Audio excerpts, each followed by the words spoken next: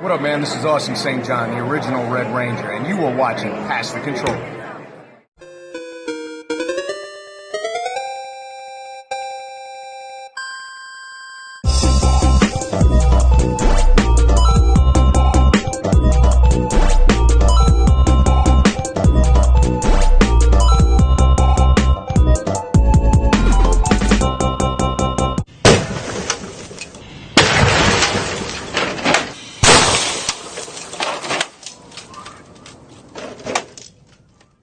Ladies and gentlemen, make sure that you upgrade your phones. What's up, everybody? Welcome to Pass Controller Season 3 premiere. That's right. This is Pass the Controller. Listen, you are able to subscribe to us for free. Subscribe to us. Unless you don't like our content, then you can unsubscribe if you want to. I don't care. If you don't know how to unsubscribe, just go online, Google Stadia. I don't care. Anyway, my name is Mark Knuckles Carter. McNucks to all you young bucks out there, man. In like 2 months, that intro won't make any sense. It won't, man. You ain't lying. Stadia. Yeah, exactly, man. Oh, yeah. They want to subscribe Google Stadia. I'll talk about that later. Oh, we're gonna talk about it. You love Stadia's tires? Oh my God! We'll talk about that during the show. Anyway, Here's the guy who actually thought it was all right, y'all young bucks out there. Respect your nose, man. And we got a special guest, man. We're going to talk about him in a minute. But so far, we have our usual people, man, our usual hosts coming to our right in the beautiful banana yellow. I got to say banana yellow. Yeah, because, he's sexier than me. It's beautiful, man. Hey. With that muscles in the chest, man. This is Brian, Civic Minded Lessig, coming at you live from PTC Studios right here in Philadelphia, Pennsylvania. Got a live show for you tonight. It's going to be awesome. Trying to cop a feel on my friend here. You like that? He's my life partner. It's because he owns a video game store. That's why. Is he your hetero like me? Hetero like me. Yeah, there we go. Dude, I'll peel you like a banana. It's gonna be all running joke with that shirt, man. I love it. Wow, look at the time. We gotta go, folks. Thanks for tuning in. And to our far right, to your left, man, is the man himself in the red. It is the man, the legend, the wrestler, the cosplayer, the godfather of cosplay, and the king of gaming from left to right, who owns every system, but not a Stadia, is your boy, Eric the Smoke Moran. The Smoke! The guy who didn't get the memo about the maximum chair height. This is what happens when you're a big guy in the crew. When you're the big dude in the crew, you got to go big. So I told go big or go home. I got to go big or go home. He's sitting on a chair as big as his ego. That's right. That's right. And my ego is big, along with other things like my feet. Yeah, wait a minute. Wait a minute. High five. Oh. And we got a very special guest, man. To my right here, to your left is one pretty. You know what? He is pretty, man. One, I'm not gonna you tell the people who you are. My name is Frank, and I own the Game Junkie store in Glenside, PA. One of the best stores I go. I'm an avid customer of, and Frankie's the man. His whole staff are on point. It's like you walked into a museum of video game archives and memorabilia. And also the coolest thing is you can buy that memorabilia if you want. In a store? In a store. Tell me more about this store, Eric. Well, look, Brian. Frankie can tell you a whole bunch more. Now, Frankie, I gotta ask you this real quick, man, because now if I take a game back, will I get $7, man, for the? Well, if GameStop's doing 7, we're gonna do 8. I like this man. I love this man. Man, go to Game Junkie in Glenside. Seriously, man, you'll get more value for your games, man. So tell people what do you do, like as far as in Game Junkie, man. What can they expect if they go in there? So usually when you walk in the front door, the first thing you're going to see is a Game Boy door, okay? Because we want you to feel immediately like you're walking into a gamer's paradise. Right. So I have we painted everything up. Actually, we're going to be redoing that soon. So looking for ideas. Well, don't forget about the sound effects when you walk in. When you get that far, we're still in the vestibule. You need somebody to design something. This is amazing. I would love to have this in there. Well, hey, you never know. We could do an episode live at your store with the backdrop. We should do that. And then that backdrop will never leave. I would like that. That would be throw it out there as a contest. Yeah, There is a contest. We were going to have people design it, but if people weren't into it, I said, let's do like a Mario Maker level or something. Like you'd actually put it on the wall. But people are lazy. It's the only contest people have ever really. People are lazy, and you know why? It's those video games. Gosh darn it, making those kids lazy. Blame for everything. Oh man, you sound like somebody in a certain higher seat right now. It's the video games and the rap. Well, you know what? Before we get ready to start, first off, welcome to the season 3 of Pastor Controller. Before we get started, as you can see, we kind of upgraded. We leveled up. As gamers as we are, we leveled up, and we got that extra life and all that good stuff. But we wanted to give a shout out to 2 different people. The first, the person that made the awesome T-shirts for us, hats, jackets. You've seen it in the new promos and everything. The female blurred shop. My girl Rafina, big shout out to you for everything that you did for us. For more, if you want to buy T-shirts, jackets, any kind of thing, this woman puts it all together. She is the female blurred. She has the female blurred shop. For more information, check her out on Instagram under Nerdy Meets Streets. And again, she has a shop of the female blurred shop. So you want to check it out. Explain to those who may not know what a blurred is? Blurred is a person of color, or we call POCs, that is a nerd. That happens to rhyme with, come on, you guys want to say it out there? Blurred, that's right, that's right. But in essence, like I said, check out her shop, Female Blurred Shop, and you want to tell us who this great artist is that did these amazing work? Yes, Becca Mendoza, who we've mentioned on the show before, is a very talented personal friend of mine and gamer friend who I've been admired. I'm an admirer of her work now for a while, and she did a fantastic job of brand new fan, man. I'm creating our logo here, logo here, the whole 9, everything just looks absolutely gorgeous. If you go on our Facebook page, which you're probably on right now, that banner up top, she did that. So Becca Mendoza, thank you again. I'm sure she's up for doing some commissions if some people are so inclined, wink, wink. So yeah, hit her up, absolutely. Gets high praise, high marks. So thank you again. Yes. I need a shirt like that. And speaking of high marks, what you got for us, Mark? So you imply that I'm always high? That's a nice segue. Yeah, right, basically, man. So yeah, big shout out to, like I said, man, please support, man, your artists, man, and everybody that's pretty much pretty much contributed to PTC. Thank you so much again. And definitely follow them, man. Tell them that PTC sent you. Okay? PTC sent you. That's like 5 syllables. There you go. You can't mess it up. So back to our boy Frankie, man. Listen. PTC is 5 syllables? PTC sent you. Okay, I was like, you made me think a little bit, man. You made me think this out. I'm bad with numbers. This show's not supposed to make you think. It's supposed to make you learn. It's supposed to make you learn, right? Exactly, man. So, Riff, reading is fundamental. So, Frankie, for those that don't know you, okay, we talked about your story. We talked about what you're doing there. Now, let's get into your gaming career, okay? Your gaming life. Your gaming career, pretty much when you was born in this world, the gaming lord birthed you. Burst out. You burst out of the right, what? I was trying to think about like an alien. Yeah, right. Where we going? I was like, where am I going with this? Pixelated by JJ? Like, there you go. Thank you. I would use that. So, that could make a really great band name. Pixelated by JJ. Yeah. Man, I don't like I'm to see the writing logo. that, man.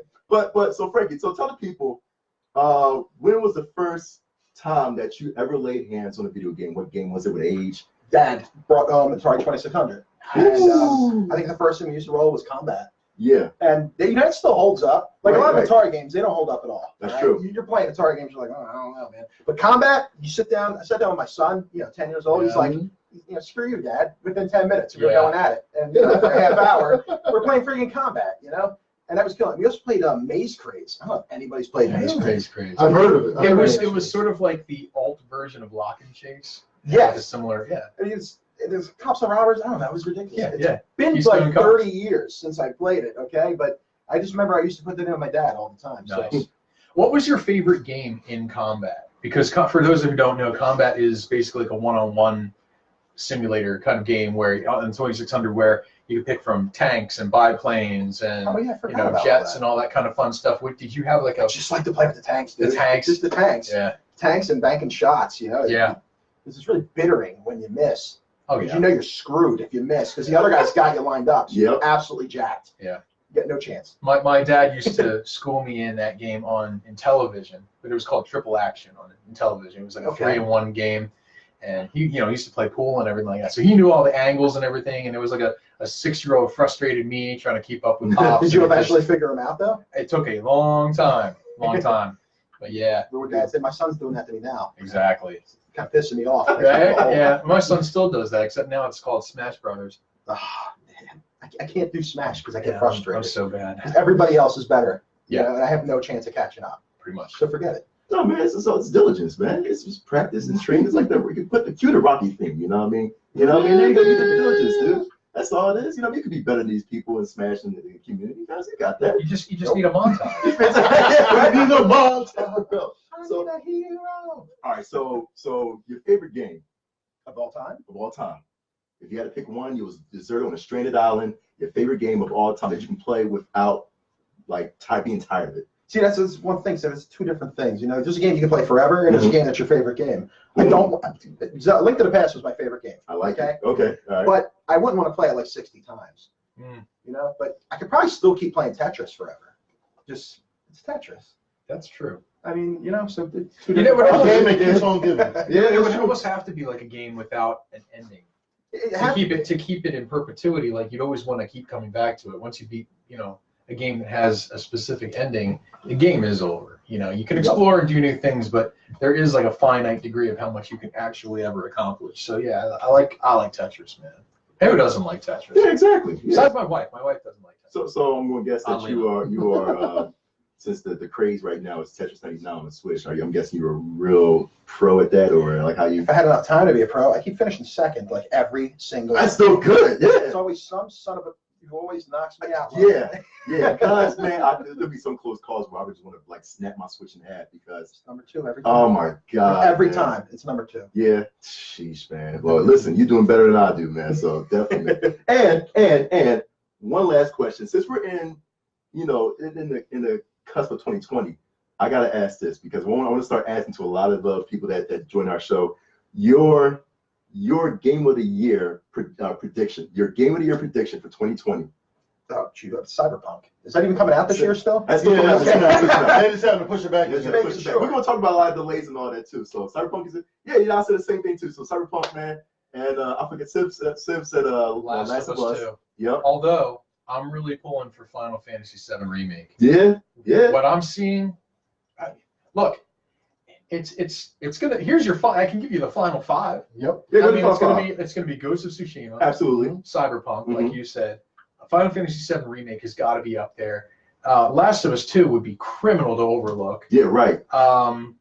Resident Evil 3. Possibility. Yeah, Possibility. It was in the Yeah. running. That's true. Resident Evil 2 was in the running last year, and you know that they're going to upgrade whatever they learned from Resident Evil 2. Mhm. They're going to make it. They're going to upgrade it, and they're supposed to take it to a new level.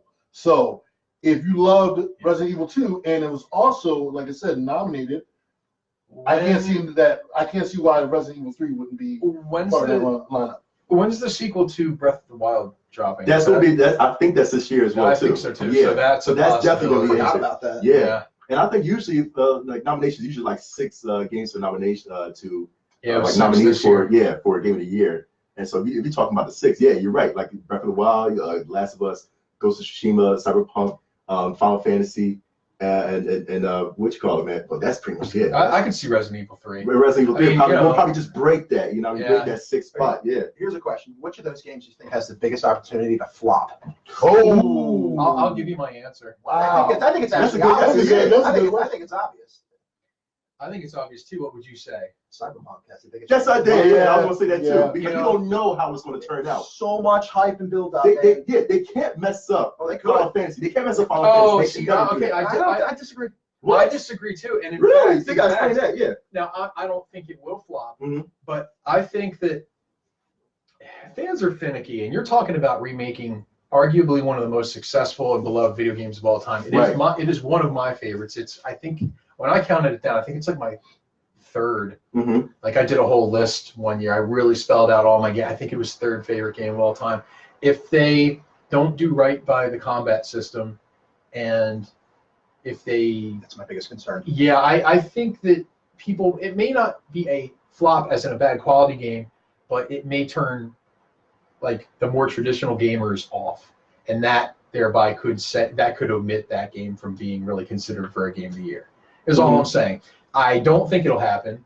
I pray it doesn't happen, and that is the game that I am most excited for next year. Even though I loved Last of Us, but I am so excited for Final Fantasy VII. It's insane. I'm a curious skeptic because I was so turn-based and I haven't liked the newer Final Fantasies, but I heard they're catering a little bit both ways. So well, the Final Fantasy VII, that's the big misnomer, is that it's turn-based. It's semi-turn-based. It's that active time battle system, which was semi-time based, which really harkened in that new era of non-linear turn-based, non-turn-based games. So like you could set it so that it was strictly turn-based, like punch, counterpunch, punch, counterpunch, or you could just keep it how it was in the default, and time would transpire while you made decisions, or you could preempt them by making quicker decisions. So I think they're probably going to do. I'm with you. I think they're probably going to do like an amalgam of the two. And everything I've heard so far is that people are digging it. Like, people have had their hands on it so absolutely. far. So, see if we can have it both ways, Yeah, and then God willing, they'll maybe give us some, options there where you can kind of tweak it back and forth and do what you can do. So yeah. So good lookout from Dr. Nickens from Hood Adventure Times on the chat, saying that they're looking at Breath of the Wild being December 2020 release. Yeah. So that won't be eligible for Game of the Year for 2020, but it'll be for 2021 though. That's not true. Depends when it comes out. Really? Depends. If it comes out early enough in December, it'll be eligible. Death Stranding came out 2 weeks before the Was it 2 weeks? Awards. It was 2 weeks. You're right. Yeah, it was 2 weeks. So yeah.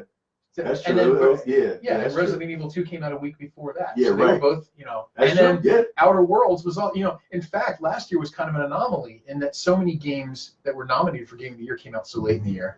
So I don't know. I think it'll be fine. I think it'll make it under that. But it'll probably be a hindrance for Breath of the Wild to win Game of the Year, being, so close to that time that it's like, okay, not a lot of judges going to really get the impact of it, man. Like certain past winners, man, like God of War, and it is pretty much it's what it is. Oh, God of War and Sekiro, you know what I mean? So it's like they both of those games, you can see the pattern. It was enough time for those games to marinate to a lot of the judges, to marinate to us as gamers, that we can be like, this game is off the hook. This game is lovely. I mean, I want to play this game. Death Stranding, I'm still playing Death Stranding. You know what I mean? I'm still trying to grind through that. And so I know that judges probably had to rush through the game. You know what I mean? Just getting time for the Game Awards. That they didn't really let it marinate. They didn't fall in love with it. You know what I mean? That it was like, okay, we just want to do it just to do it. To see, certain A, B's, and C's.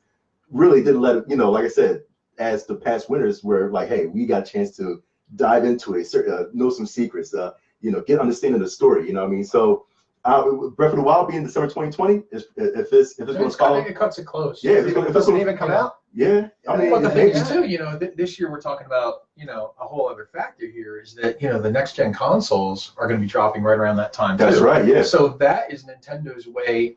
They're not going to come out with a new console. No. They might come out with like a 0.5 version of an existing, like they might bring out a new Switch or something, for that. But they're not going to launch a new console. So I'm thinking like bringing out Breath of the Wild and probably a Mario game. They'll do something like that around that time, and that's their way of sort of like they're at least kind of still claiming their spot where they are. Right. And I think it's a smart move, honestly. It's a smart what do you think, man? Oh, there's so many games. There's so.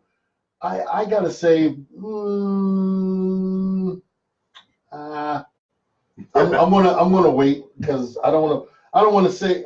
I got certain games that I want to like as far as flopping. You got to pick one, or I agree with you on Cyberpunk. I agree with you on Cyberpunk because there's so many variables. Personally, my own thing, if you're trying to make it like The Witcher and a little bit like Deus Ex, my only concern is give us the option to have first person or third person view. That's my only thing. If you go third or first person and you give the option like you did with Red Dead and a couple other games, I'm all in. I'm a little skeptical when it's first person sometimes because there's certain games, especially you're going so in depth with the character, you're creating the character. I want to be able to see the character I create and watch that character do. Now, granted, they showed you scenes when he's on the motorcycle. Right. They give you that perspective, but I want to have that option to have that perspective at all times.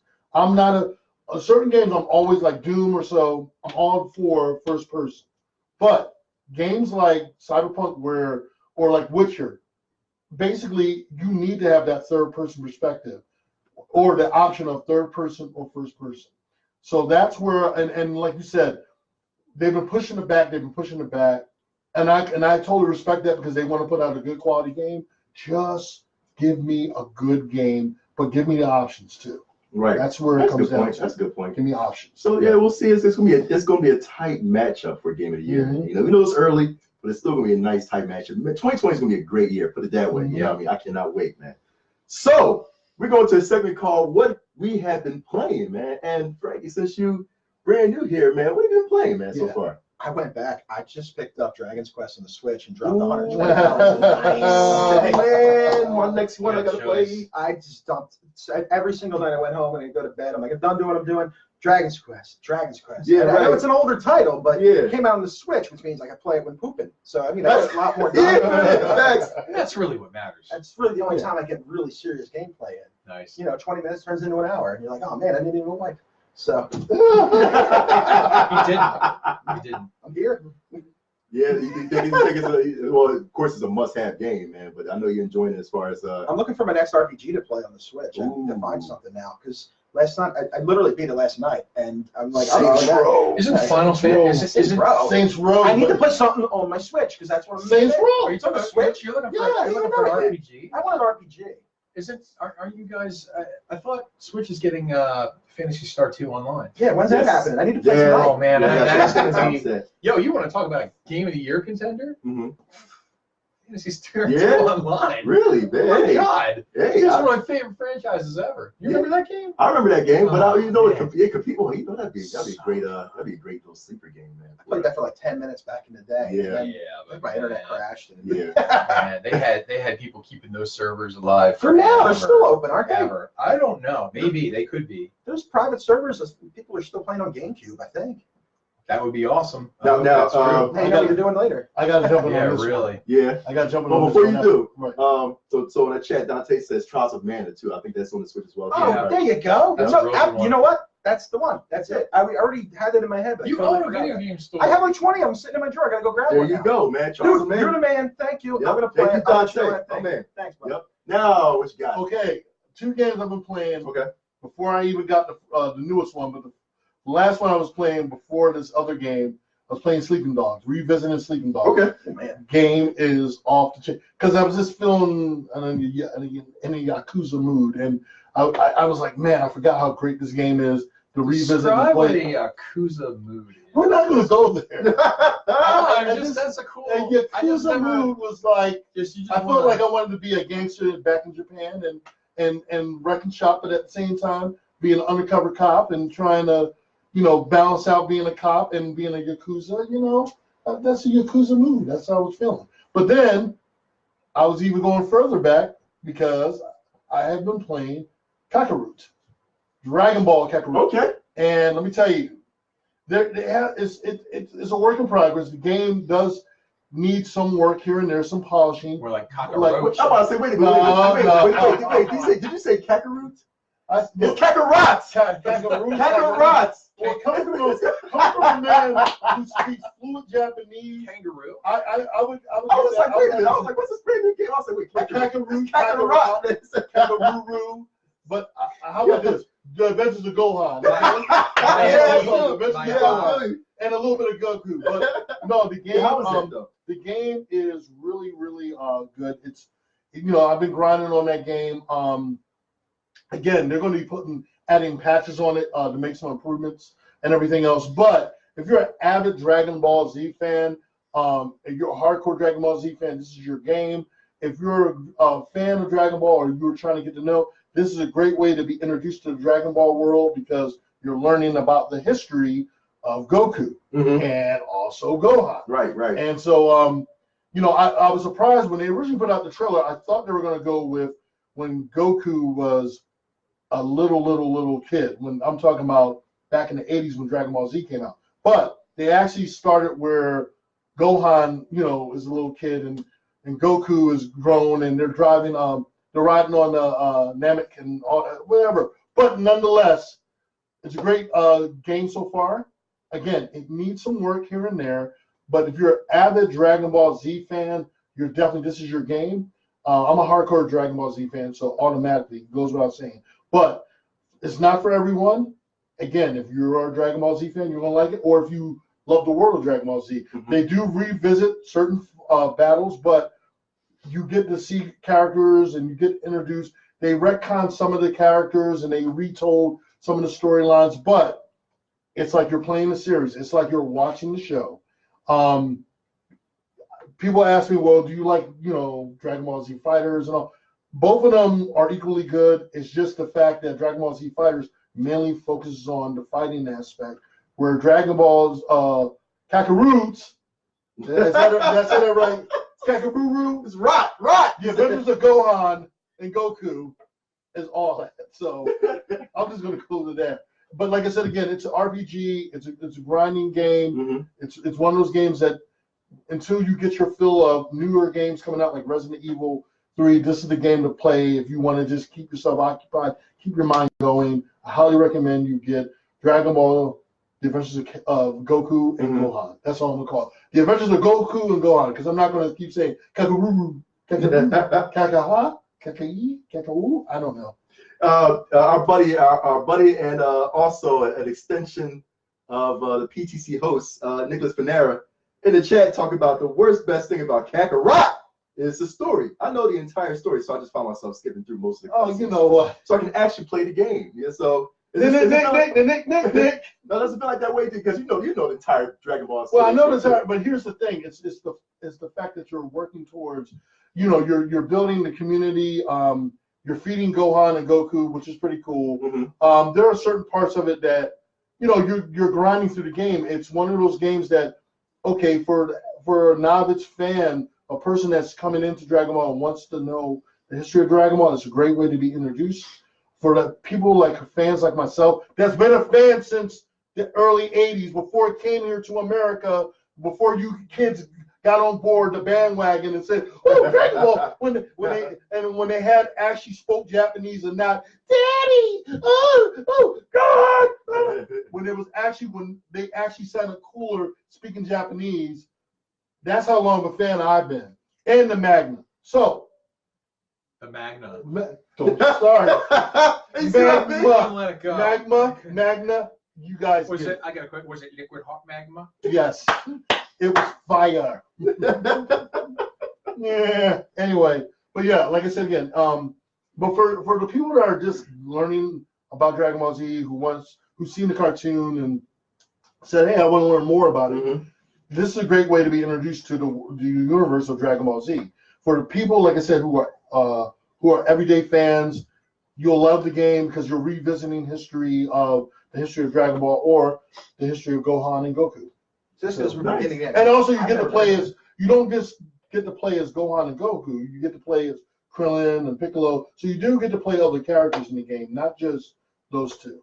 So good. Okay. Yeah. That's good. It's good. Sid, man, what you been playing, man, in that basement of yours? Oh man, been doing a lot of PlayStation Trophy hiding the bodies and stuff like that. Oh, PlayStation Trophy cleanup lately. You did. This man, how many trophies like the past week, dude? I could look. I'm not trying to brag or flex. I think flex, man. I think I banged out 28 platinums. Good God. 2 weeks. Can you explain this to the audience? Banging out. Banging them out. Just banging them out. Bang, bang, bang, bang. Like people might say, does it mean something else? Yo, the chat.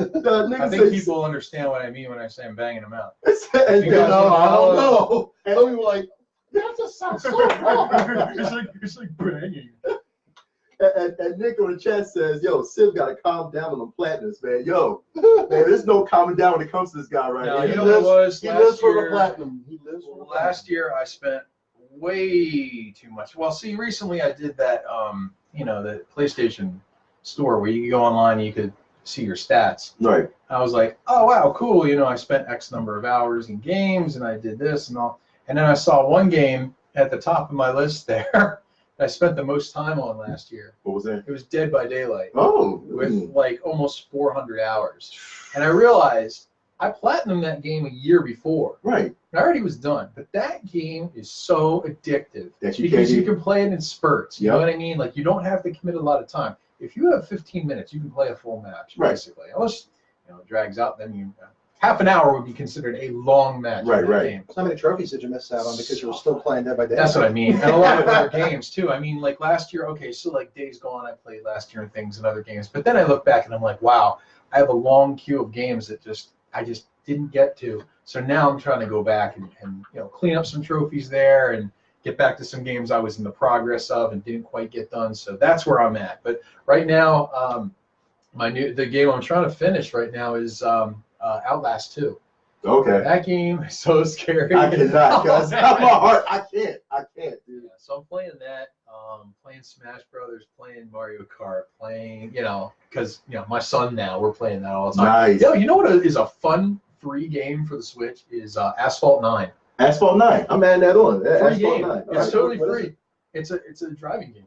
It's almost like Burnout. Oh, It's yeah. very reminiscent of the Burnout games. Yeah, right. Did you get credit for crashing in and stuff? Yeah, more or less. Oh, I Yeah, like yeah, it's a racing game, but yeah, you're Is it crashing. multiplayer? Yeah, it's online. You can play online multiplayer. I don't know if you can play local. Mm-hmm. That's a good question. I'm not sure. Yeah, I checked that, yeah. I think you can, but I haven't tried yet. But it's so fun. Just a free, stupid, mindless, crashing racing game. Yeah. So yeah, it's definitely fun. So yeah, that's what I'm playing now. Nice. How about you, man? So I came into 2020 with the wrong foot out. Well, not the wrong foot. I came with a different leg out, right? So 2020, I've neglected my consoles. I neglected my PlayStation.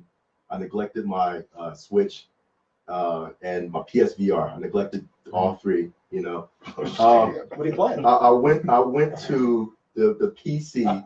But shut up, man. That's this You dude. said Stadia. Yeah, right. Hey, Stadia. Somebody's got to play it. So I went to the PC and mobile so far. You know what I mean? For mobile, I want to point out that I finished this game called Her Story. Okay. Y'all won't like it. Y'all won't like. You're basically. It's interesting. It's interesting. I was like, you know what? I want to try it out because I think we was looking at the award show, and it was like, Her Story was getting like a little I remember. a lot of credibility, and I was like, okay, let me try this show out. It's you're basically just going through so many police tapes of this interrogation of this character, you know what I mean? And they're snippets. They're like maybe as low as maybe 5 seconds to as high as maybe a minute, you know what I mean, of just some key statements from her, And that is a live action game. There was It's a live an action actress game. in that. There was who- an actress in the with like real footage, right? I cannot think of the actress name. I want to give her a shot. She was really good. She was Yeah. really good. Her But- acting is great. What's the end game? What's the point? But here's the thing. Here's the thing. I don't know, What are you trying to do? You're trying to solve basically her husband was murdered. Okay. It's like an Ace Attorney thing, or It's basically like it's kind of like that, but you're basically just proving that she was the one that did it. You know what I mean? She's trying to tell you through all the. So you're going through a whole bunch of video snippets.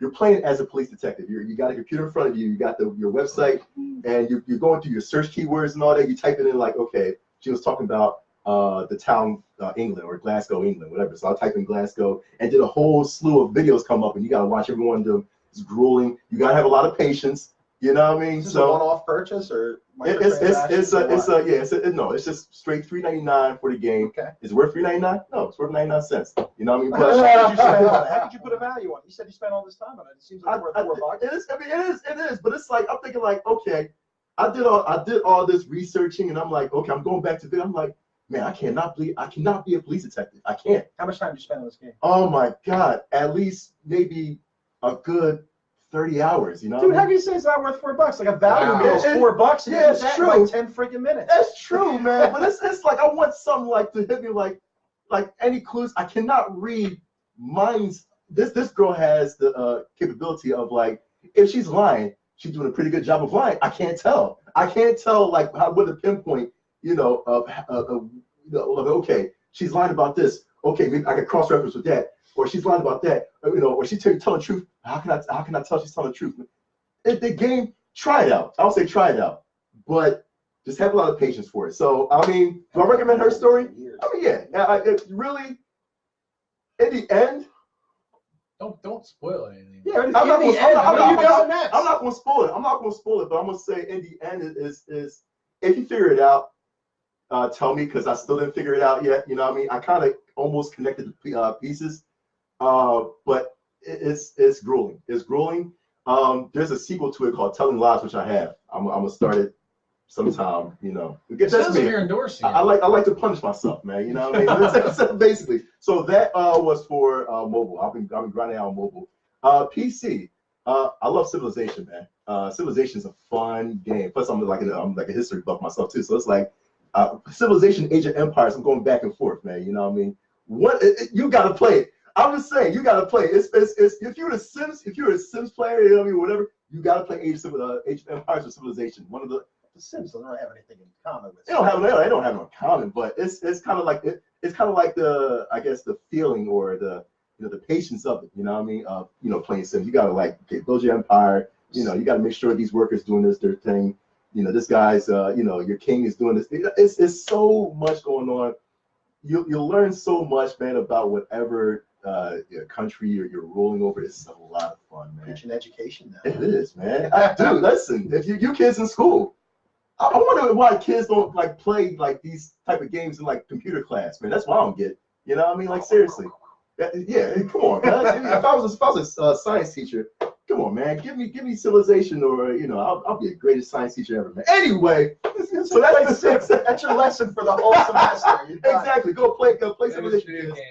Talk to you later. So that's what I've been playing, man. Let's get into our news topics of the day, man. And of course, this title of the show is called DELAYAPALOOZA. 2020 is off to a great start, man, when it comes to DELAYAPALOOZA, man. It's a lot of delays. I mean, so far, right now, what I got so far, Cyberpunk 2077 is delayed until September 17th. You got Marvel's Avengers, which I didn't really know that Marvel's Avengers got delayed, man. They got delayed till September 4th. Yep. Which sucks, man. I'm like, come on, seriously. Final Fantasy 7, of course, we know was pushed from March to April or February. No, it's March to April, right? Yeah. It was March to April 10th. I'm so mad that Iron Man VR is delayed as well, too. I have that pre-ordered. Yeah. I'm like, kidding me? So now we gotta wait till May 15th, dude. May 15th. And Dying Light 2 is delayed from spring to later in the year in 2020. I wonder how much of these delays have to do with the new consoles and maybe forward. And that's what I'm thinking too. But they just announced that PlayStation 5 will be backwards compatible. It's not official. It's not official. It's not? Well, it's all but been said.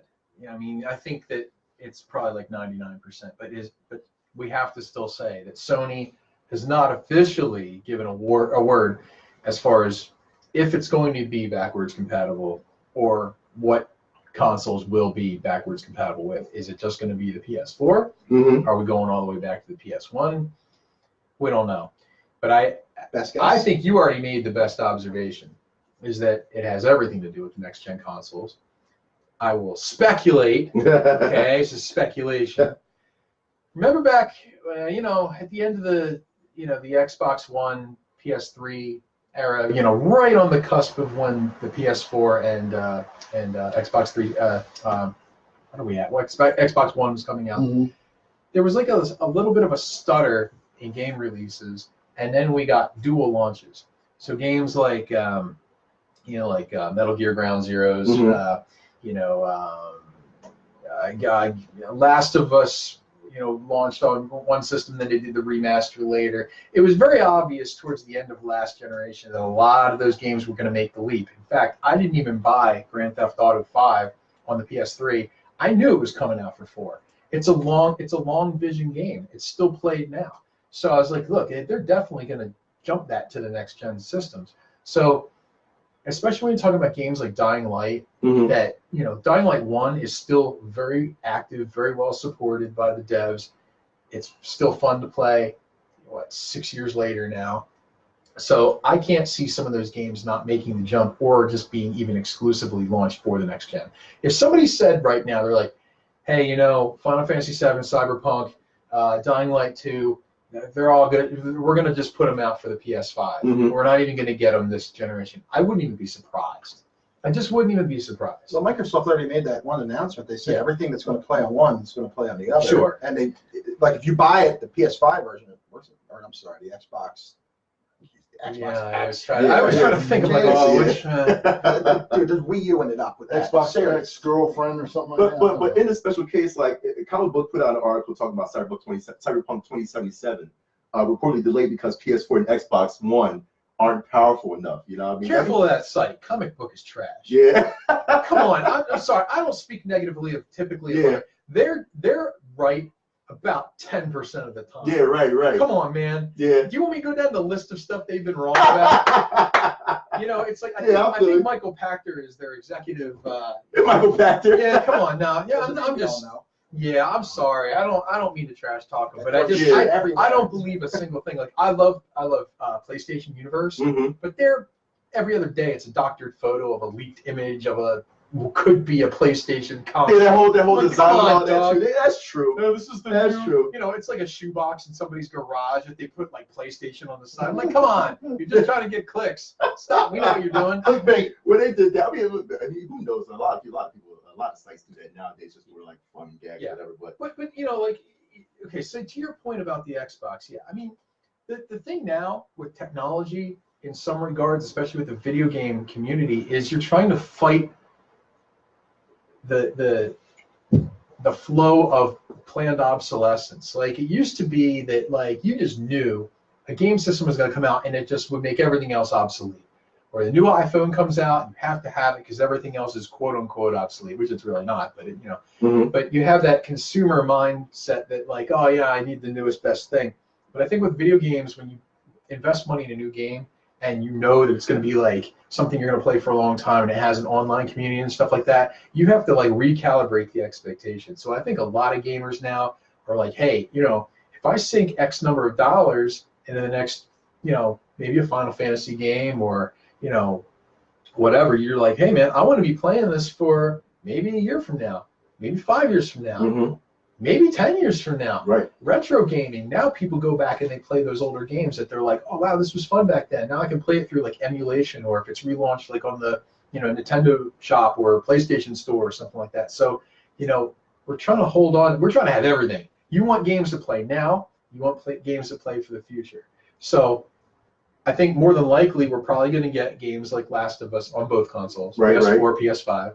You're going to get Cyberpunk on multiple consoles. But honestly, if they delay some of these games any further, I think it would just be smarter. Because, okay, you're probably thinking, well, Brian, that's all speculation. Here's the proof, okay? This is my argument for this, why I feel this way. Because when you program any game, especially if it's online and especially if it's cross console generations, you have to program it so that it works and plays on both consoles. I know it sounds so basic, but think about it. Like you have to scale it so that it works on both. The communities have to intersect to some degree. Maybe not, but you want it to still be, you know, you just still want both generations to have like the ability to play the game, get this, you know, as close of an experience as possible. Right. So like when these systems now are like launching all their specs and everything like that, a lot of designers are going back like, well, now we have to essentially program 2 games simultaneously. It's one game, but it is 2 games. You don't just flip a switch as a programmer and say, wow, we just created a PS5 version. It doesn't work like that. Right. You have to take the framework of what you have and scale it appropriately for the specs of the new system. So that's my theory as to why this is happening. I pretty much know that's why it happened last time this happened. When you know the new current gen systems were ushered in, that's what a lot of developers were facing, and they admitted as much. So that's my piece. So are they scaling up or are they scaling back? Did they develop on the PS5 and the Xbox X first, and they're trying to make them work with the old ones, or did they do the old ones to try to make them look like they're worth it on the new machines? Oh, that's such a good question. What do you think? I have no freaking idea. Because that was one of the criticisms of, you know, the Metal Gear games, Ground Zeroes and Phantom Pain. I loved those games, but a lot of people said it felt like it was just texturized for the newer generations, while it catered more programming-wise to like the last gen consoles. Would there be anything worse than the PS5 and the Xbox? I don't know what the hell to really call it. If they came out and people are looking at it like, just stick with what I got. Yeah. Because I'm not feeling that mega burn that I'll still buy the newest thing on day one. Oh, of Let's be course. honest. Oh, we all will. But yeah. I'm not really burning for it. I'm not like saying, oh, God, I can't wait. I'm just saying, it'll come out, I'll buy it, I'll enjoy it. But I'm not like, oh, my God, I have to have it. I don't feel that yet. I'm still enjoying what I got. Yeah. It's an interesting comment from Dante on the chat. He says, in the case of Sony, though, most of the time now the update contains the PS Pro data on it. So they could just re-release the same old disc and patch from the update. They've been doing that since the PS3. The patch data for the bigger games sits on the server. Is actually, what they do for PS Pro games. I mean, yeah, it's true. Yeah. I figured It's a bigger jump than that, though, and they got to make sure that they're showing that this is what these systems are capable of. Right. And if they don't, people are going to go, Well, I'll wait. His analogy, first of all, he's right, but here's the reason why it's not quite the same. Mm-hmm. So with the PS4 and the PS4 Pro, the big difference is processing speed, frame rate, resolution. Okay, 3 things. But the programming language, the infrastructure of the language itself that they program for, that is the same. So there's not no developer has to sit there and go, okay, we got to make a PS4 version of this game and a PS4 Pro version. No. It's just so we're saying the same thing, but he knows. When he says that data for the upscalability resides mostly on server sides, that's true. It's it's almost like we're getting into the minutia of the subject. But yes, but when you talk about a game for console X and console Y, and console Y is the newer one, there's a substantial difference between the architecture in this game and the architecture in this game. Right. And Sony, they don't always use the same basic architecture. See, a lot of the stuff here's the one reason why Xbox is sort of smart. Like, they use like a kernel program and then expand it and expand it and expand it. Sony changes it for the better. I mean, there are pluses and minuses, pros and cons to both methods, but a lot of developers had real difficulty learning the intricacies of programming for the PS3.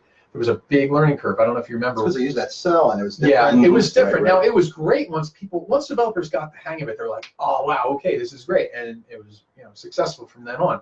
But those first couple games, like, you remember the original Resistance game, the developers, like Insomniac Games, so hard to program. They openly said, hey, this is really difficult. Multiplat's a bitch. Yeah, it is. Yeah. True. So it is what it is. It's not the case anymore, though. I think everything's on standard architecture from the last set of systems going forward. Yeah, like they've already said, for the PS5, they're like, it's smooth sailing. Developers have already said it's one of the nicest consoles they program for. Everybody that's had their hand on the PS5 dev kit, they love it.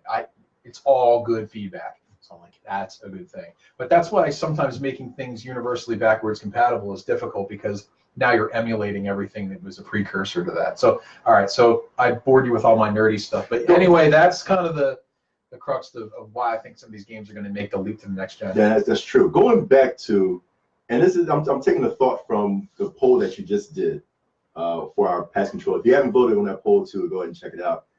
We talked about does these delays really concern the people? And of course, 60% say, or no, it's not 60%, 60 people right now is that 60 people saying, yeah, it is concerning. And about 360 people saying, no, we don't care and all that. I'll give me the actual mindset of the 60 people that said, yeah, we're concerned about that, and why. Because it's like They're just excited. Yeah, people get excited. Is it just excitement though? See, I phrased the question as concern and not worry for a reason. I'm not worried about it.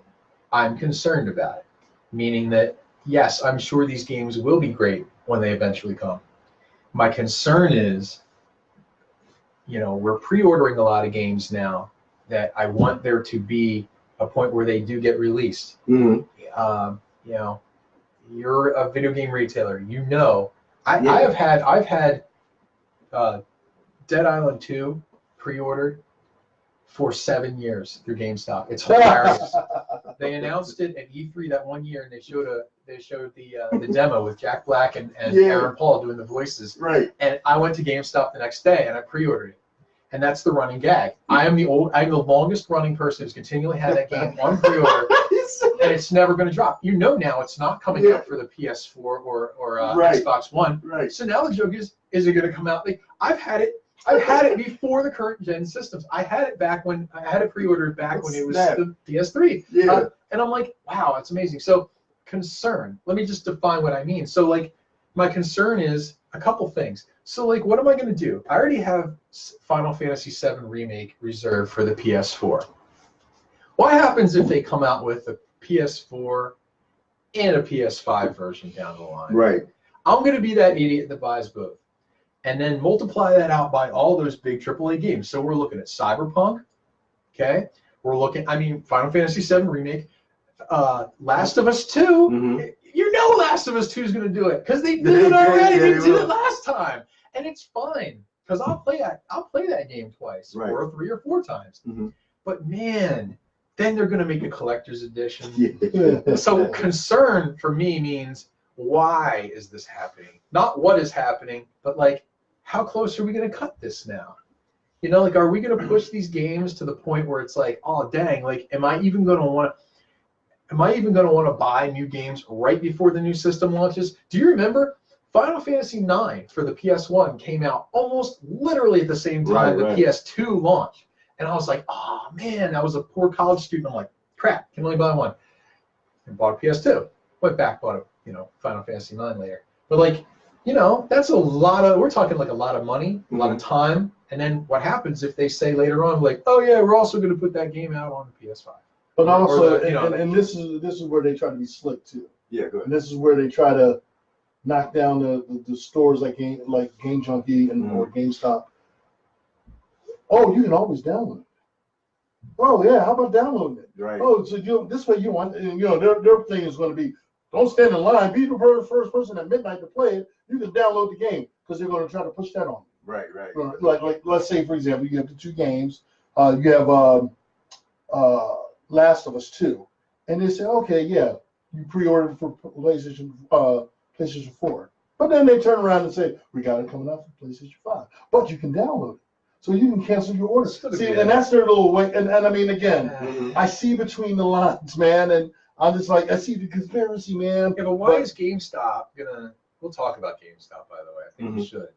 Why is GameStop gonna urge me to cancel my pre-order for the physical copy there to download a version directly through the store that is initially their death knell right now? Like, that's the nail in their coffin right now. Coffee. They don't do that. They don't do much logical. Were you reading online about the guy who was buying all the X's for 2 stores, like in the same mall? He went to the one store that was closing, and for whatever reason, they were clearing stuff out, like Xbox One X's at $199, and he was buying the $199s, walking up the damn stairs and trading them into the other place for like $270 or something like that. And then he would take that money and go back down to the other GameStop. It's in a mall or complex or whatever. They did it to the tune of like $790. True, that's the you got it. Plan ever.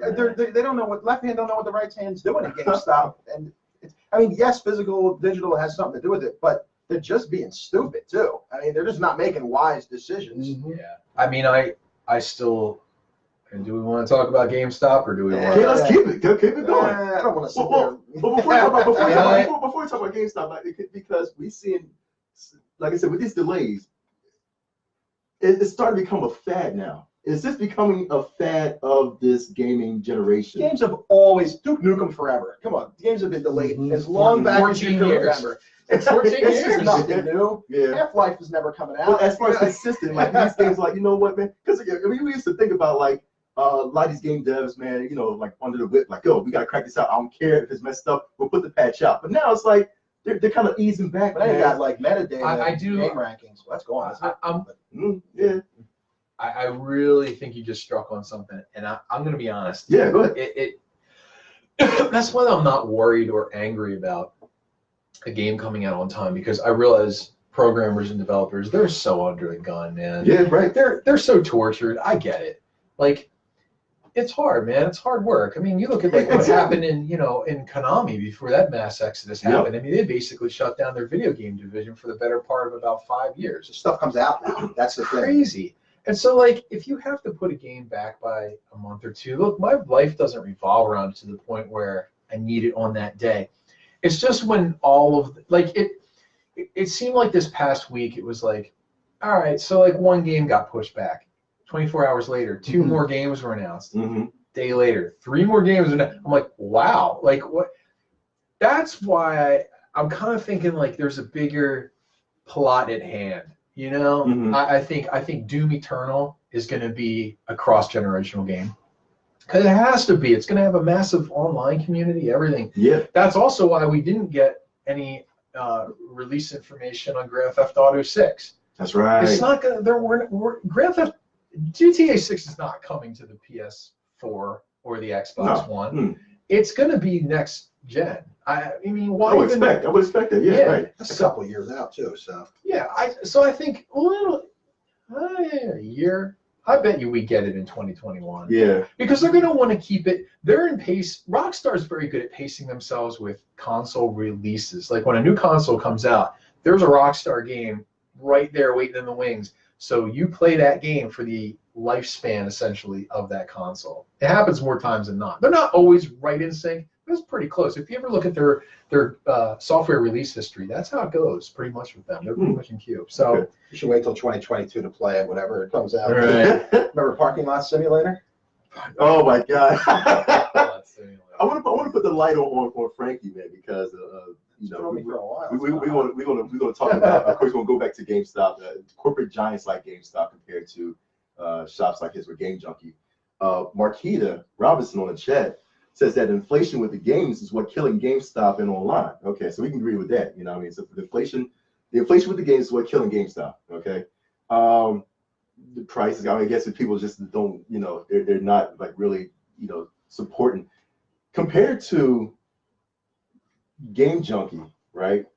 Because it's not a direct apples to apples comparison. We're not doing what they're doing. I mean, there's a crossover Right. there, but you know, we're selling the retro, we're Mhm. selling nostalgia. GameStop wants to do that now because they're kind of running out of options. That's true. Which y'all got that territory already. You know what I mean? I don't think you can do that as a corporation because it's like any kind of a collectible. You need people in there who know what they're looking at and know what they're buying and know what they're selling. You can't just hire Bobby off the street who Right. has no idea and just say, yeah, and you got to tell if it's a fake or not. You know what I mean? Right. Because in the beginning, when they started selling that, they were having big problems. Yeah. And you're still having some fakes come out. If you order a Pokemon, I mean, they take care of it. Mhm. You know, I got to give them credit. They take care of it. Right. They're not trying to screw you, but they just don't have the infrastructure to do it. They want a little piece of that pie because they're noticing all the little guys. They're trying to do it, and they're taking that. You know what I mean? Here's another fun fact. Mhm. And I did want to check this before I said this, but I kind of thought the average price of a video game has been $60 for the past 30 years. Yeah, I've never They seen really it. Yeah. haven't changed that That's much. true. Prior to that, most of them were about 40 to 50, even back in the 8-bit era. So I don't think it's price.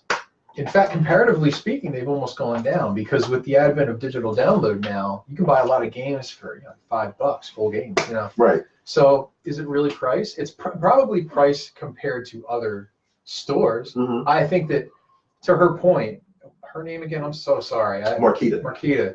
So, you know, yeah, like there are stores where they'll discount things faster.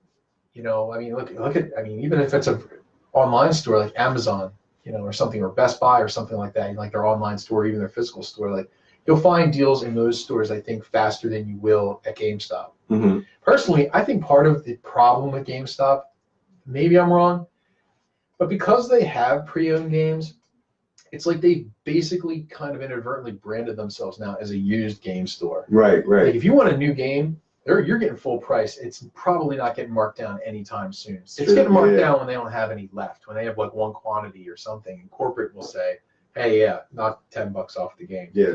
But because they're pre-owned, I think is probably the crux of their business. You know, I think that's probably where a lot of their problem is. It's almost like self-defeating. It's like, I think if they got rid of their pre-owned, you know, retail aspect, they'd probably end up maybe even doing better. Well, they had the Think Geek thing, and it seems like they don't want to be associated with it. No, that Yeah, went right, south. yeah. That went People south love too. Think Geek Yeah, back in the that's day. true. It had I so know. much unique stuff. Like I still like GameStop. That's where I pre-order my games. I don't buy pre-owned. Now, Marquita did No, I'll go anywhere that has a good deal, man. Marquita did correct it. She said the trading value is pretty much what's killing. You know. That's true. Yeah. That's I mean, true. they could do probably a little better. I know they try to do spiffs where it's like, trade in a game, Yeah. you can get a deal like 10% off, and like GameStop is in a hard situation right now, and I don't know what they can do to fix it. What's your policy as far as like trade-ins? We literally look up what they're doing. We just give you more money, and then we look up what they're selling it for and sell it for less. And see, that's why I like. I mean, it's a very simple Super business model. smart. Yeah. We're a little guy. We're not a big conglomerate. We have to be able to give people a reason to come to us. I mean, that's all it comes down to. Yeah. I mean, we do the repairs, and we try to kiss as much butt as possible. Yeah. Because why not? I mean, I get to sell games for a living. What do I have to bitch about, really? Why shouldn't I be nice to people? It's cool. But fixing stuff and giving people unique experiences is why I have my little shop. Why do you shop there? Because I have never been to your store, not yet. But For a lot of different reasons. First off, close proximity. Also, they make you feel welcome. You don't feel like you're going into a store. You're going into a company that just wants your money. I do want your money. Well, there's a difference between wanting your money and going that extra mile because they know this is going to bring you back. And with Game Junkie, I always took to family-owned businesses. I always liked that because it's more about the people than about the corporate structure. Besides the vintage retro games and collectibles, everything you can want under the sun is video game related. When I go in there, it's like I know a game that's coming out. Like I'll pre-order like maybe 4 or 5 games there, and all I got to do is call them up and like, hey, did this game come in? Or say, hey, I'm waiting for this game to come. And they're like, hey, did you pre-order it? Yeah. Okay, we'll hold it for you. It's as simple as that. Where GameStop, it's more or less a thing where, you take a number. Here you go. You paid it. Okay. Unless you develop a good rapport with someone, and then, again, faces change all the time in these stores, corporate stores like GameStop and all. So they won't remember you.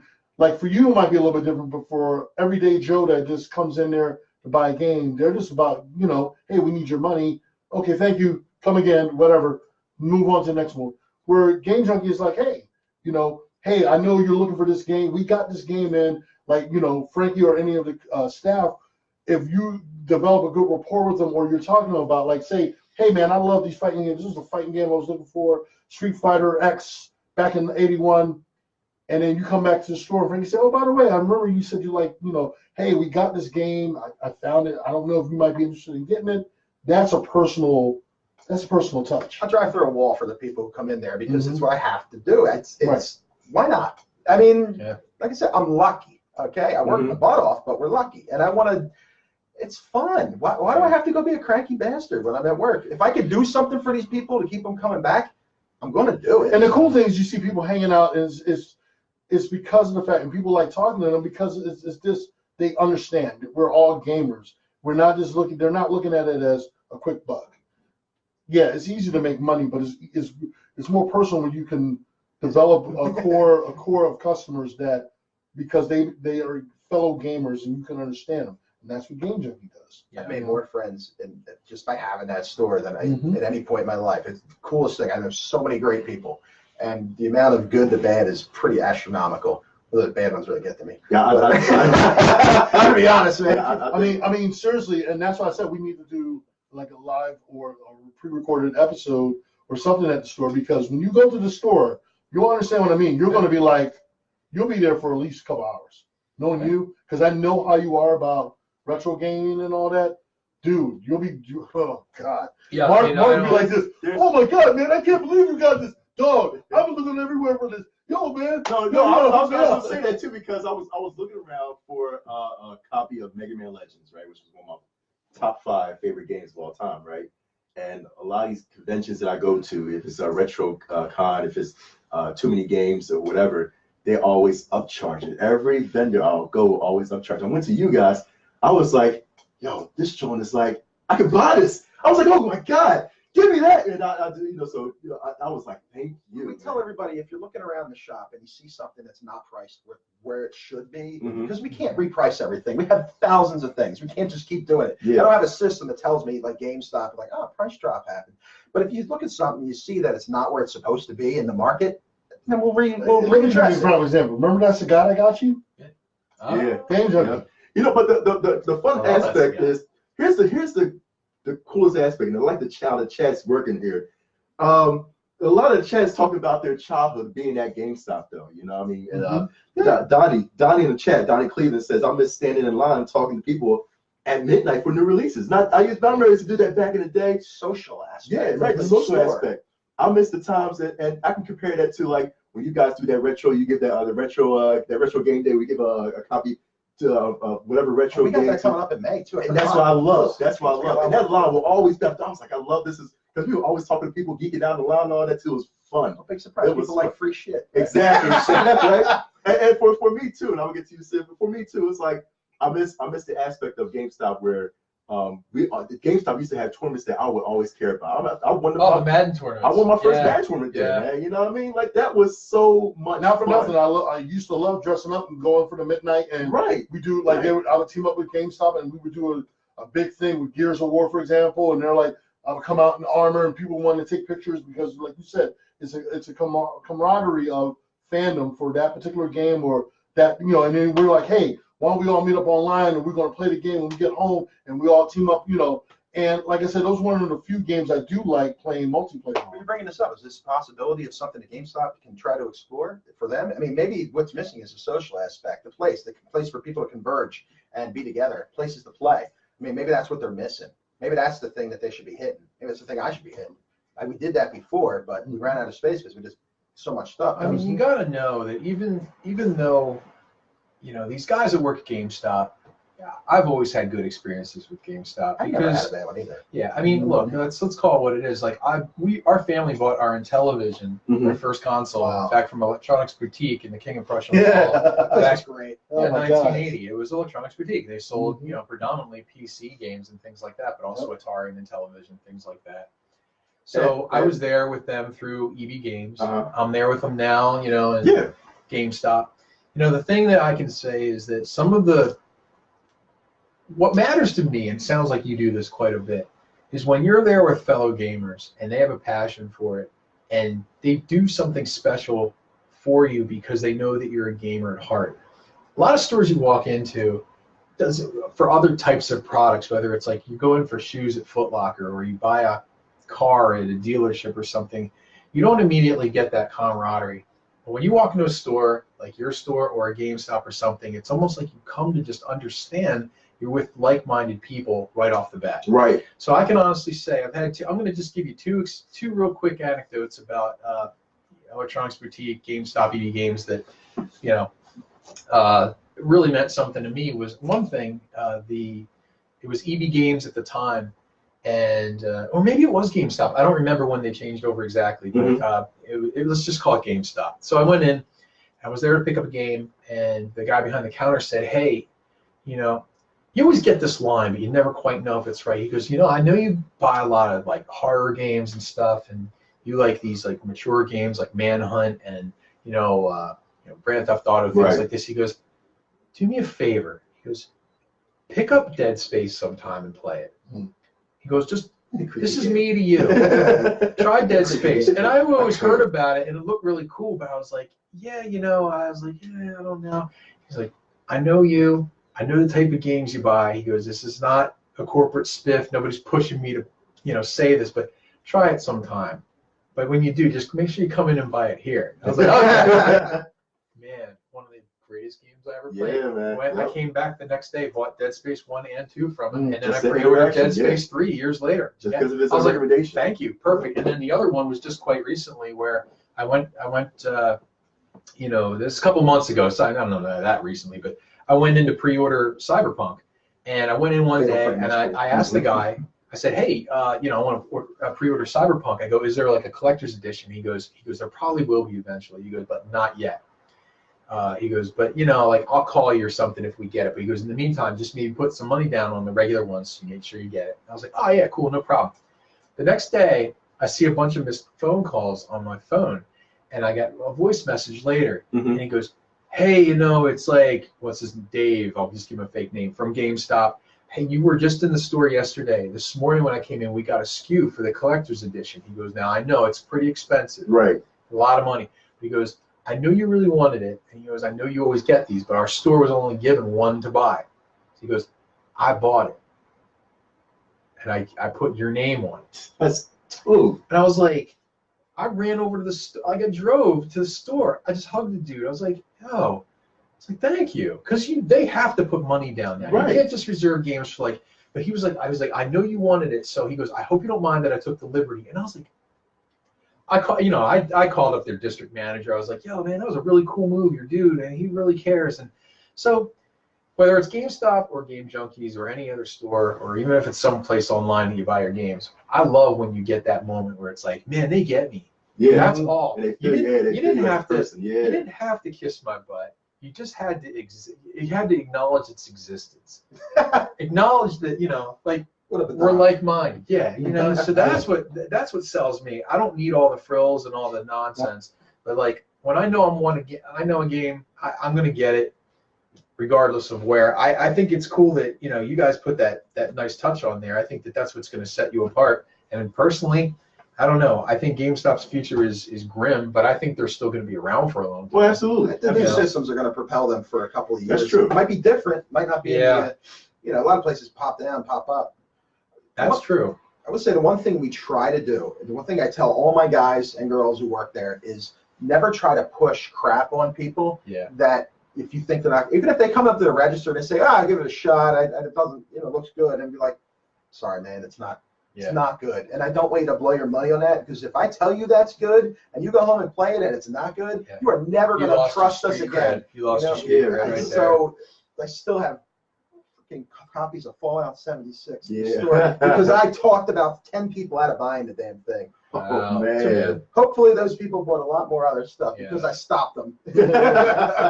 But yeah, but you're right. It's the interaction. It's the way these employees look out for you, man. You know what I mean? And like I said, they looked out for me plenty of times back when I was young.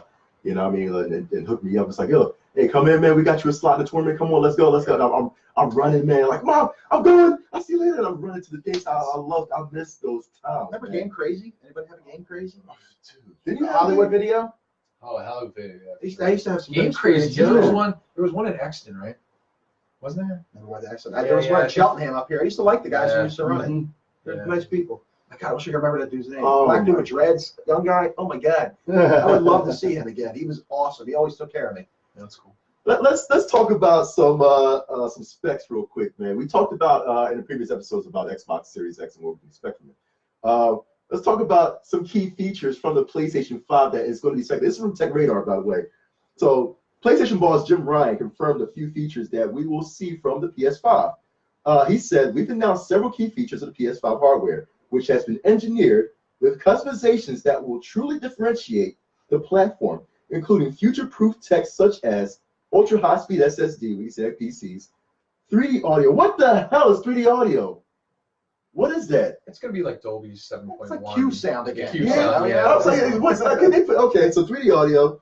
I was like, I'm reading that like 3D audio. Okay. Buzzwords all around. Yeah. Yeah. Ultra, 3D audio means your home entertainment system will sound really good. basically. All right, cool. Okay, so that's not really ultra high def Blu-ray, which I mean, they could add that in PS4 already. You know what I mean? Like I've been playing Blu-ray disc on, you know what I Who's mean? announcing this again? I'm so sorry, man. Tech Radar. And this is for the next Xbox? No, PS5 specs. The PS5 specs. Yes. Okay. Yeah. All right, So sorry. I didn't hear any specs there at all. Yeah, I heard a bunch of buzzwords. Basically, and- yeah, I exactly. hear salesy That's a talk. press release. And- dude. Hey, let me guess. Is it top of the industry? State of the art, This is PlayStation boss Jim Ryan stating this, man. cutting edge.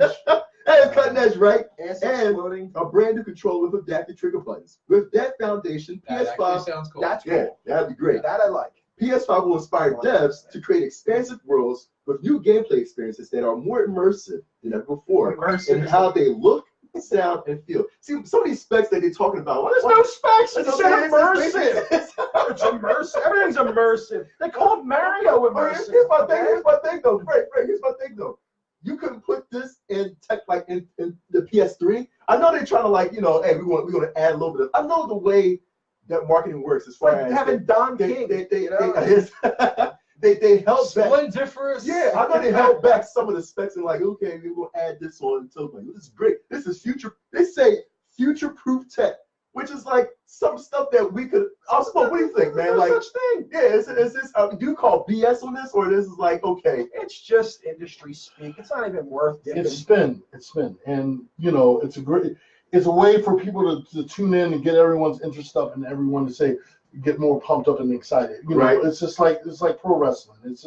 It's hype, but we won't know until the actual specs come out and everything else. It's some like Brian said earlier, Sim said earlier. Some of it's speculated. Some of it is like, you know, again, it's a way of keeping your interest. Is it finalized at this point even? No, I don't think it is yet.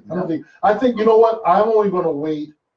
Like when I watch these channels and they talk about game specs and games and all, unless I'm hearing it from a reputable source and it's coming from PlayStation or Microsoft, that's when I'm going to hold the credit. But a lot of these times, you hear a lot of speculation.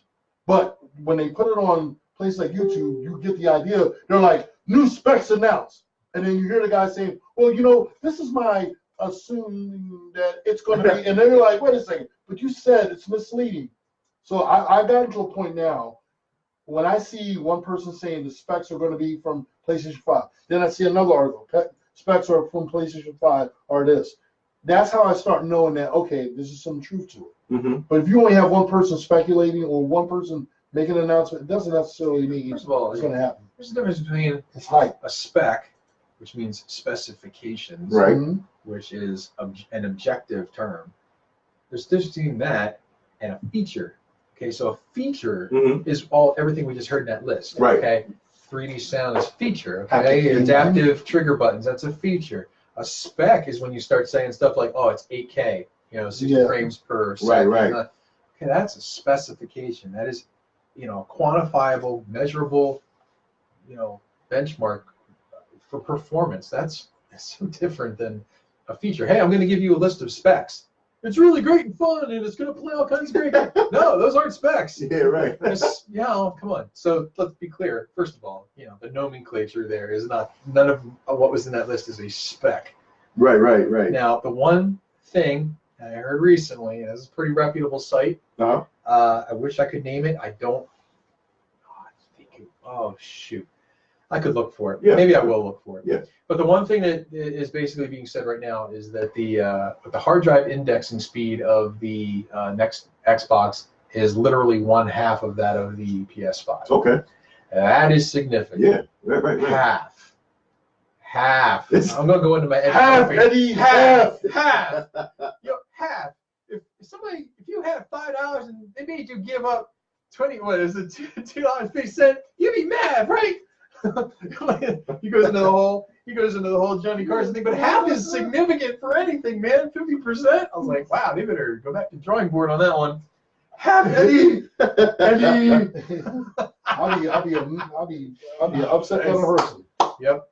So I'm going to take an L in this next article. Do you really have Stadia stuff up? Yeah, I do. You know, we've been waiting. I'm going to take an L in this article, and I'm going to point it out real quick. Here you go. Google is giving free $130 Stadia gaming kits to new Verizon Fios subscribers. When I looked at this, I'm so excited. When I looked at this, I was like, "You sons of man! Listen, dude, I want to curse so badly, man. That I seriously, man." I hear Robert De Niro laughing in the theater. So, I mean, basically, we know that Google Stadia was off to a poor start. You know, I still have a slim slice of faith for them for the later on. I know. How much later? I know. About 2030? Maybe I don't Because the technology is just not there to support a lag-free gaming experience. Yeah, true. And that was my problem because I'm playing Destiny, and I'm like, reaction time is weird. Why is reaction time? I'm like, because it's a Stadia, you know. Like, dude, man, it's like just doing. I was like, okay.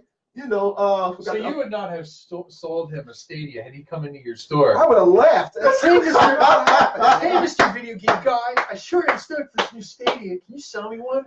Well, son, let me tell you about the Stadia. You like pushing a button and then waiting for it to register? So apparently, if you're not a Verizon Fios, I mean, I really recommend Verizon Fios, really, man. I mean, it's phenomenal. But so if you're not a Verizon Fios subscriber, hey, why not join up now, man? Then you get the Google Stadia for free. How about that? Right for this advertisement. I'm surprised at the nature of the giveaway and who's giving it away. As fast, okay, so Verizon right now, their fastest consumer speed is 1,000 gigabits. So it's gigabit internet, right? Mm-hmm. Cool. But even at that speed, I think you're still gonna have some performance issues. Like, and that's what I'm experiencing right now. So I'm like, it's not about bandwidth, though. You can have as much bandwidth as you want. It's about ping, you know? It just takes this long for it to get here. I mean, it doesn't matter how big the package is. Right. It matters. And see, we are in a major metropolitan area. We're outside of Philadelphia. Philadelphia is still, what, the 4th biggest city in the United States or something like that? Mm-hmm. Great infrastructure, everything. So, like, we got Verizon. We were the first people to get all the new cutting-edge Verizon stuff around here. Like the Fios, when that came out, that package, we were the first ones.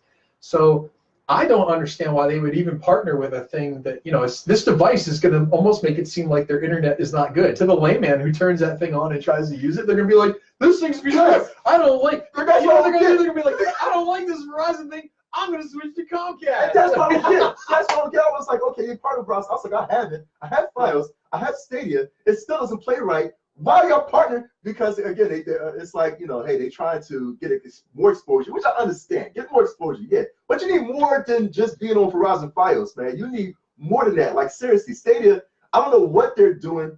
And I looked at, I was like, man, and I cried in my sleep. It's a hype man. So it's like what it was. The hype man got you again. Yeah, dude. So here's the thing. So talking about going back to specs. Yeah. Well, you know, specs mean something in performance because you know, if somebody comes to you and says, here are the specs of this PS4 game.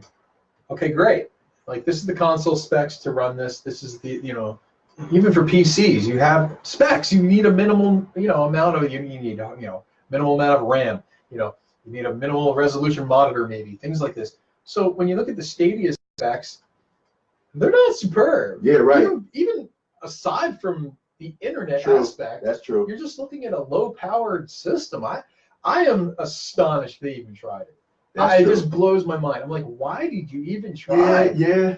Like I know you want to be the Disney of the tech world. Like everything long enough timeline, everything is going to be Google and Disney. They're going to own everything. Yeah. But why jump into that right now? That's just so weird. Yeah, I mean, basically, you're you're owning a $130 toy at this point, basically. You know, I mean, that's what I just got it for, $130 toy. So, yeah, man. That's a lot of money. Yeah, that is a lot of money. But on the bright side, we was talking me and Sid was talking pre-show, and Sid, what you talking about the pre-order that's coming up this Monday? I'm excited. I'm an Intellivision guy, and you know, a while back when I heard the rumblings about there was going to be a new Intellivision system, I perked up. Now, at first, I don't want to say I was skeptical. I was like, okay, this will be pretty cool, but it'll be kind of like a gimmick system, maybe. I was like, it'll be neat. It'll be, you know, like a flash in the pan kind of thing, but it'll do a couple neat things. Like, you know, you get those, like, you know, those flashback consoles you plug and play to your system. You play them periodically when you absolutely have nothing else to play. But it's called the Amico, okay? And Tommy Tallarico is spearheading this thing. He's basically your guy there over at Intellivision now. And as time went by, the more I hear about it, I'm like, wow, this really seems literally cool. This really could have potential. You know, Atari is bringing out maybe their updated version of the VCS. Does nothing for me at all. And I was kind of excited for that at one time too, but not anymore. But the Amico, which is basically just it's an Intellivision on steroids. It uses all modern technology, looks awesome. They're putting out demos now of gameplay, and the last one just blew my mind. All right, so it's Night Stalkers, one of my favorite games for the original Nintendo, right. And there's a tech demo of it you can see, and it's just awesome. It just really makes me happy to see. So for the Founders Edition of the Amico, it's going on sale this coming Monday. What time? It's 1 o'clock Pacific, 4 p.m. Eastern Standard Time. So at 4 p.m. I'm going to pre-order that thing. It looks really cool. Yeah, it really looks multiplayer. Did you? Same screen, like everything everybody's neglecting now, except for maybe Nintendo. The controller is revolutionary in the fact that it literally has like it's like a cell phone screen on the controller. I'm like, It's dope. I'm like, It looks cool. I'm a little concerned about because I mean I just remember playing the original television. The best worst thing was that disc, but I mean well, it's not I'm talking about the screen itself. And that looks It's cool. going to be. Remember the inlays that you used to get? They had those little Yes. overlays that you put like on the controller. That's boom automatic. It's so cool. Now they're going to have it on a little screen. Yeah, the controller is going to require a little bit of like, flexibility, I think, on our part. I wouldn't be surprised if they eventually release a standard, more modern version of a controller layout. Think of that. But I'm excited for it. I'm Yeah. definitely going to pre-order it. I'm cool. That's all I can say about it. Yeah. I'm not trying to be like a product endorsement guy, but I want people to know about it because as we talk about like new systems and new consoles coming out and things like this on the horizon, I think it's important to still acknowledge like some of these Absolutely. other developers and Yep. companies that are like doing really revolutionary things. That console is not going to be like anything else. That's what's really neat. Like, no matter what happens, PlayStation will always be pretty similar to Xbox. Right. And that Nintendo is going to be a big AAA company that's going to do something just different enough to always be fresh and neat and fun. Right. But then there's other developers out there who Google, they took a shot, didn't work. Okay. Yeah. But, Atari is still out there, Yeah. potentially doing something Yeah. new. Mm-hmm.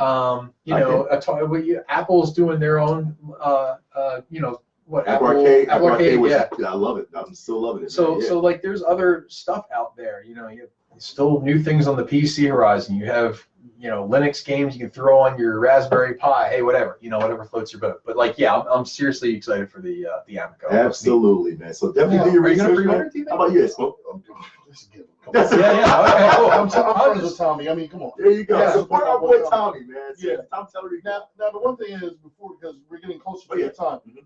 Let's talk about the Blu-ray because I've been watching this Blu-ray on the Dude, right there. yeah, man. All right, you see this right? Not for resale. Video game documentary. What was that? Got Fred Norris over here at the sound effects. What was that? Oh, nice. All right, cool. I'm feeling it. Go ahead. Tell about it. Kevin James, I believe, directed and filmed this. It's a documentary about the changeover from physical to more digital distribution and how it's affecting just things that we lose and things that we gain with that change. And this movie goes to a bunch of retro stores and interviews a bunch of YouTube celebrities and whatnot who are involved in the area. And it goes over a lot of what we're going to gain and lose as things change over, which they are. And we were touching on it earlier. You lose some of that social aspect, the camaraderie, yeah. the meetups.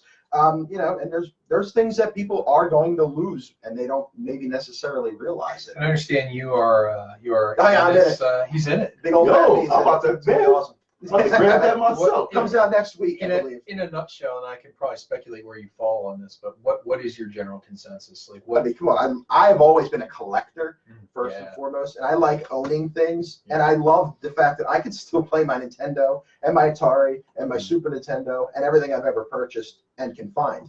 And that might not be the case. Take for instance Fortnite now. All right, you're playing Fortnite. It's always online. Fortnite season 1 ended. Fortnite season 2's there. Fortnite season 1's gone. I mean, it's gone. You can't play that anymore. Mm-hmm. That whole map, everything, all the times you had on it, that's gone. Vanished. Granted, they might bring it back one day, but you can never actually go back and do that again, as it stands. I can still play Mario Brothers. Yeah. So that's something, it's a blessing and a curse, So there's give and take, and there will be things lost as things transfer to mostly digital. There's still people who hold out. There's still people who will only buy physical. I mostly only buy physical because I like having things. That's just me. So definitely check out Not For Resale, man. He says coming out.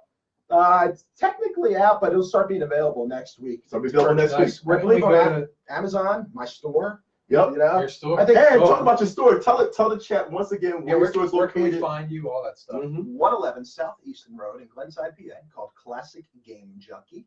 And I'm there way too much, so you can find me if you're knocking the back or just make a fool of yourself. I'll probably come out. So Exactly, man. Go to the store. Tell them how. Yeah, I hate you with that. Tell them how you enjoyed them on the show too, man. Definitely go ahead and support this man right here, man. So that's gonna end it. Make sure that we got hate you, man. This ain't getting. Oh, Thanks for coming out, man. yo, This is seriously, fun. man. Absolutely. So definitely, guys, please share the stream to all your friends in the gaming community so they won't miss any of this info that we have shared today. Don't forget to follow our other social media outlets, Instagram, Twitter, YouTube, at PTC Gaming Show. Send us questions on our email address, ptcgamingshow@gmail.com. More importantly, we have a community just for you called PTC Nation. 800 people going strong. Thank you again, guys. And you've been flooding that page like I don't know what. I can't keep up with it, man. So search Facebook PTC Nation, or just go to Pass Controller and scroll down. You'll see our PTC Nation banner, and you'll jump in with a lot of lovely people, man. Show them what you want to share. I mean, with PTC Nation, you can do anything you want to. You can share your own gaming news, gaming memes, questions to us, and to answer on the next show, gaming polls, videos. Share your Twitch channels, Mixer channels, YouTube channels, Facebook channel. My God, so many channels, man. Tinder. Tinder. Wow. Post your Xbox gamer tag, PSN IDs, Nintendo IDs, PC names. PTC Nation is all for you to connect with one another so that we can all pass the control together. So definitely jump in, PC Nation, guys. You will not regret it. Frankie, yo, you freaking awesome, dude. Seriously, man. I'm probably gonna drop out a store like seriously sometime this week, like, because I need to shop some collectibles, man. Yeah, road trip, man. Yeah, we do. Seriously, yeah, we had to, man. So again, Classic Game Junkies, man. This is my boy Frankie. Say, yo, we love you. That's all we do, man. So